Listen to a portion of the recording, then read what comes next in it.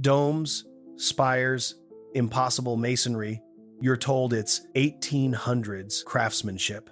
With horse-drawn tools, in 6 months, we can't replicate this with modern technology. You didn't build these. You found them. And someone lied about it. This isn't a theory. This is a cold, hard look at the structures that govern your daily life and dictate the visual landscape of your most important cities. Look meticulously at the bedrock-solid, highly polished granite foundation of your local city hall, or the state capitol building, or the towering, ornate post office. We are focusing specifically on the buildings that were allegedly erected between 1850 and 1910, a period of history that, when scrutinized against the physical evidence, simply doesn't add up. We are told these structures, impossibly complex, colossal, and geometrically perfect, were built during a period of rapid industrial expansion and innovation. But the moment you step inside, the truth cracks the facade of the official story. The walls of granite tell a different, far older, and far more inconvenient story than the standardized history books allow. The official records are clinically clean and concisely written, claiming completion dates that defy gravity, logic, and the known technology of the day. Modern structural engineers and world-renowned architects, using the best computer-aided design, laser measurements, and finite element analysis, have publicly struggled to replicate the precision of these immense, gravity-defying domes and the complex internal metal framework that supports them even today. The speed of construction, the sourcing of the materials, and the sophistication of the design execution simply does not add up. The timeline is an insult to modern engineering capability. The real, undeniable evidence of the lie is not found high in the vaulted ceilings or the soaring spires. It's found low, down where the light doesn't reach. The initial anomaly is the incontrovertible proof of the buried first floor. If you visit any of these grand structures in any major city, you are currently walking on what was originally and clearly intended to be the second story. Take a walk, not into the finished public space, but into the literal basement of the city hall. Notice the astonishing features: the 12 to 14-foot high ceilings, the ornate plasterwork on the arches, and, most damningly, the deep-set window wells that are now positioned 5 to 8 feet below the current street level. These spaces were absolutely not intended to be storage basements or utility rooms. These were clearly designed as the original, high-traffic, light-filled ground floor offices, public halls, and reception areas. The official narrative offers a prepared, concise explanation. This is solely the result of massive urban renewal. The city grade was supposedly raised 10 feet to accommodate modern, gravity-fed sewage systems or prevent catastrophic seasonal flooding. But look closer at the sheer scale of the project.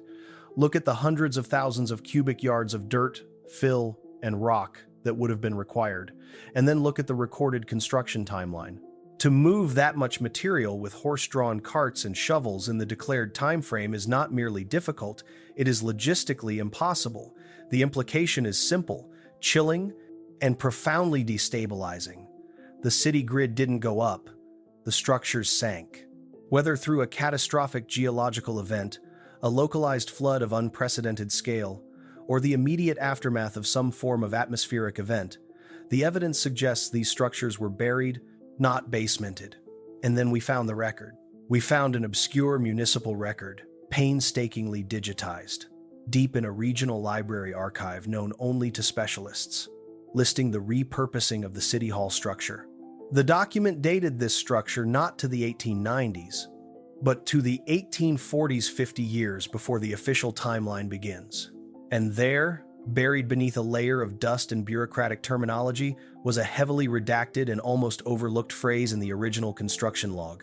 It listed the material not as purchased and delivered from the local quarry, but as recovered from the redacted stockpile.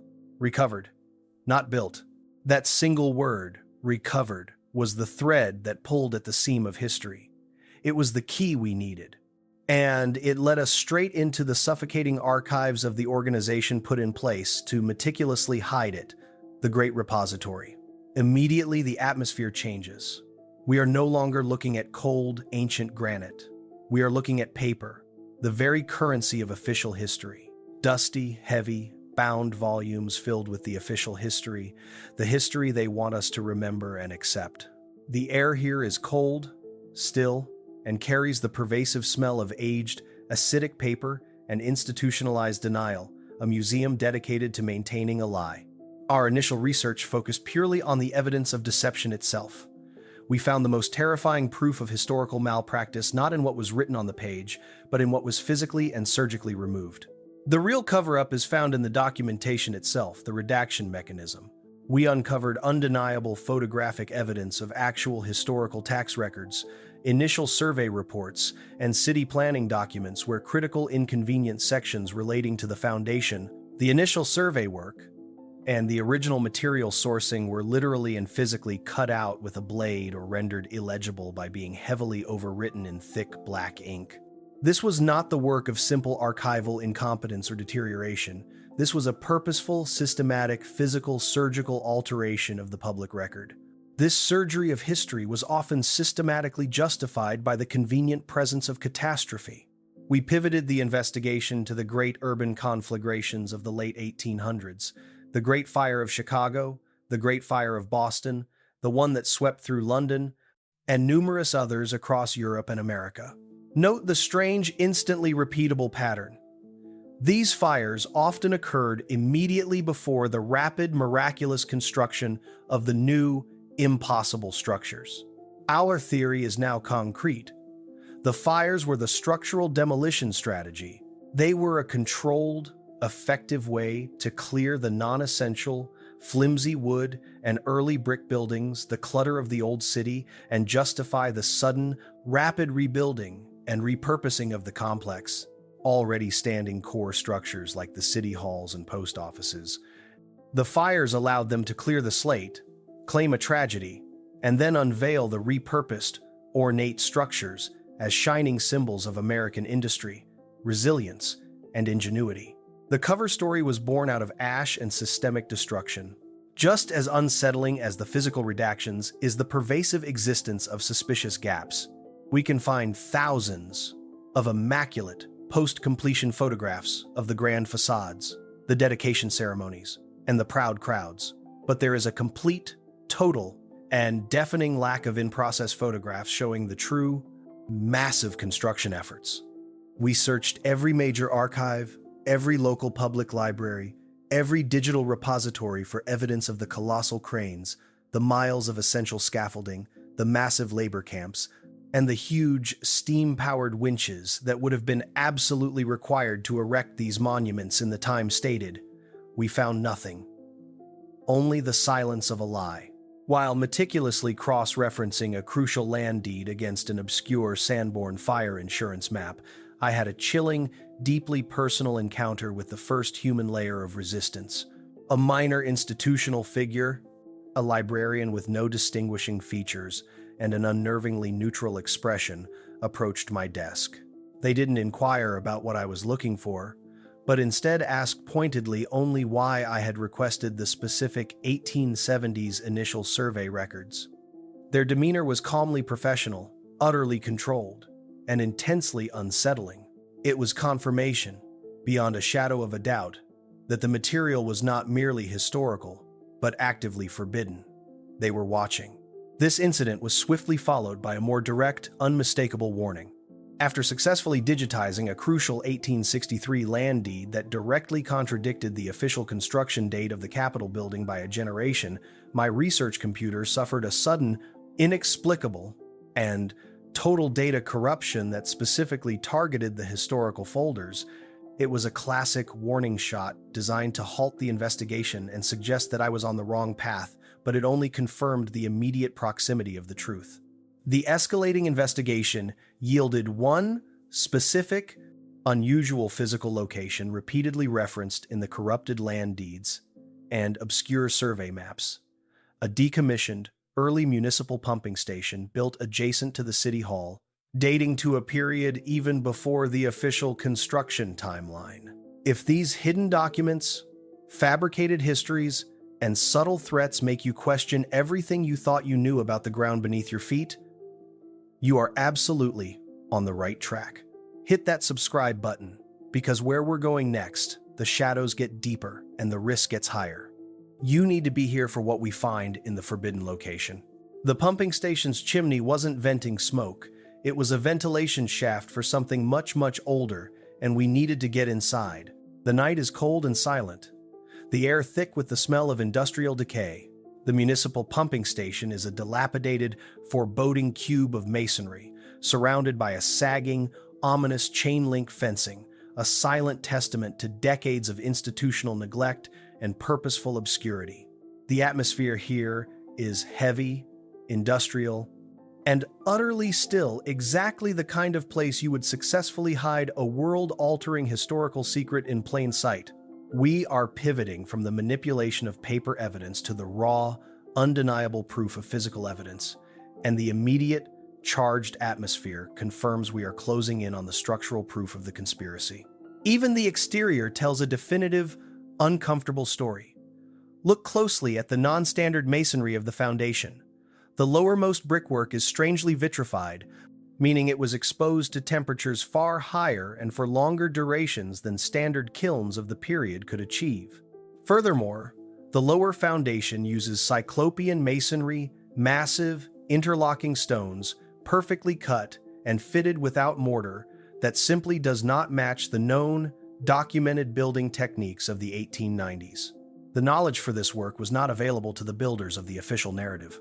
The pumping station's true, original purpose is the key to unlocking the complex, obscure, early blueprints reveal that the building was connected to the City Hall basement, not by simple steam pipes or utility lines, but by a massive, vaulted, underground pedestrian or cart access tunnel, now haphazardly sealed off with hastily poured modern concrete. The profound, integrated connection suggests the two buildings were part of a single, highly integrated complex, a machine, not a municipality. Inside, the beam from the flashlight barely cuts through the decades of settled dust and stagnant air. We find the most compelling structural anomaly, a massive, recessed, perfectly circular floor plate in the center of the main room, clearly designed for a single, colossal piece of industrial machinery. It is disproportionately large and structurally reinforced for the pumping station's known official function of moving water. It wasn't designed for a pump, it was designed for removal. Shining the flashlight into a small, dark side utility crawl space that leads towards the City Hall, we find the entrance to the old tunnel. We illuminate the ancient wall, and the truth is written in the stone itself. Distinct, highly advanced tool marks. These are not the rough chipping marks of chisels or the deep furrows of steam-driven drills. These are smooth, curved surfaces that suggest a technology far superior and more powerful. It suggests rock melting, high-precision energy cutting, or focused sonic excavation. As we stand near the massive metallic floor plate, the air feels noticeably charged, almost electric. We capture an inexplicable rhythmic humming or low-frequency sound on a sensitive audio recorder. The sound has no conventional mechanical source in this abandoned building. No power lines, no ventilation, no residual machinery. It is pure sensory confirmation that the place is not truly abandoned. Something, perhaps a colossal resonant frequency, is still resonating here. But the silence of the investigation is soon violently broken by a chilling, immediate realization. A quick, practiced glance out of a broken, grimy window confirms the site is under active surveillance. A parked car, dark, unremarkable, and ominous, with heavily tinted windows, sits across the street, confirming that the personal stakes of the investigation have escalated from academic curiosity to genuine, physical danger. The investigation returns to the massive circular floor plate. Using a rudimentary, specialized Joradar device, we scan the deep foundation area. The screen instantly lights up, detecting a huge, metallic, or structurally dense anomaly directly beneath the floor plate. It is far deeper and far larger than any known foundation or bedrock. It wasn't a pump they removed. It was the core. It was the power source for the entire complex, the engine of the nexus. and the energy signature suggested it was still, waiting, dormant but present. The City Hall wasn't built for local government administration. It was built to contain what lay beneath, and we finally knew the definitive, terrifying name for it. This isn't just about a buried floor or an architectural oddity. This is about buried, advanced technology, an entire lost, forgotten civilization built upon a source of energy we can barely imagine today. The evidence is now overwhelming, systemic, and it demands a confident, dramatic, and final declaration. We are synthesizing all prior discoveries, the buried floors, the impossible dates, the redacted documents, into a cohesive, existential theory of the Great Lie. The first step is to prove the global coordinated nature of this deception.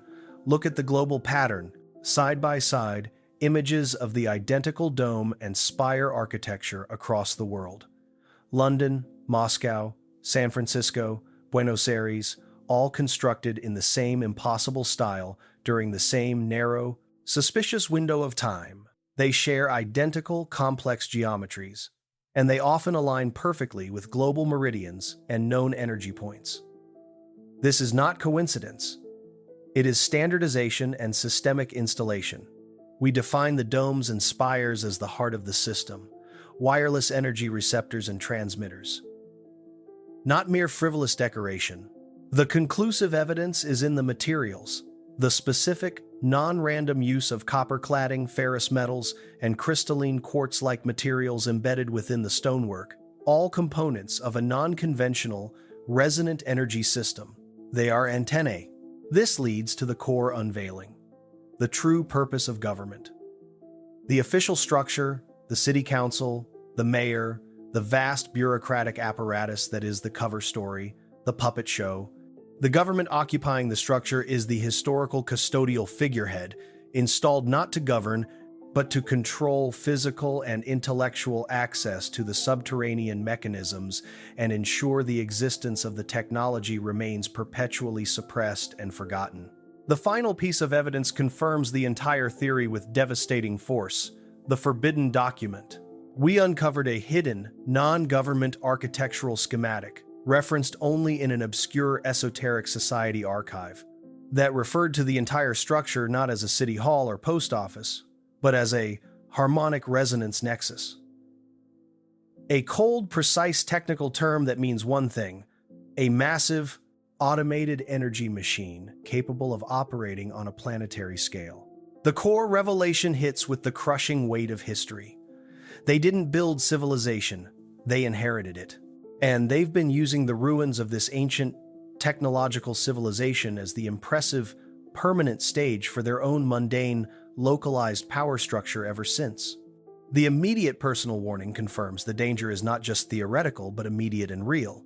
A direct, anonymous, and untraceable text message arrives on a secure, encrypted device containing a single, unnerving image. A close-up of our vehicle parked outside the pumping station from the previous chapter. The warning is implicit, chilling, and immediate. Stop now or face the consequences. The realization raises the ultimate existential question. If this level of pre-cataclysmic, free energy technology is actively, perpetually suppressed by the institutions we trust, what else is possible? And how much of our accepted history, science, and technological limits is entirely fabricated and maintained by this suppression? The lie is not only about the past. It dictates the imposed, limited future of humanity. The immediate, desperate need is to disseminate the core schematic before them can act on the warning and erase the new evidence. We are forced to upload the information under extreme duress and time constraints, racing against the tightening surveillance. You've seen the architectural proof. You've seen the suppressed history, and now you know the name, the harmonic resonance nexus. What city in the world do you think is the most pristine, best example of this hidden, powerful architecture? Comment below and let me know your theories. The upload was successful. The schematic was out, pushed into the chaotic, uncensorable digital ether. But the moment the file transfer confirmation icon appeared, the power in the entire building cut out with a final, heavy thunk. A rapid, rhythmic, and increasingly loud knocking started at the heavily secured metal door. I knew my time had run out. The immediate aftermath is a desperate, silent escape in the consuming dark, the sound of heavy, organized boots and a vehicle confirming immediate, coordinated pursuit is the only soundtrack to the raw, visceral, physical tension of evasion. The core objective is no longer discovery, but the sole preservation of the evidence and survival. The counterattack is swift, calculated, and terrifyingly two-pronged. First, the media response. A calculated, coordinated, and absolute silence from all mainstream news outlets regarding the release of the schematic.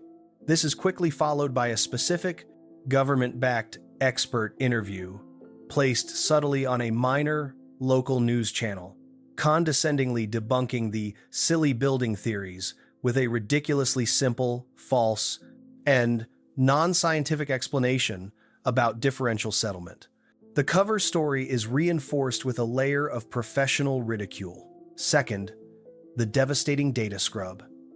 A check on the original sources, the archive websites, the digital land deed database, the obscure library records, confirms the inevitable, immediate erasure.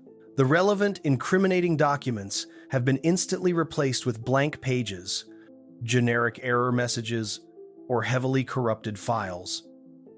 The digital evidence trail has been wiped clean with surgical precision. They are thorough. They are efficient. They are everywhere.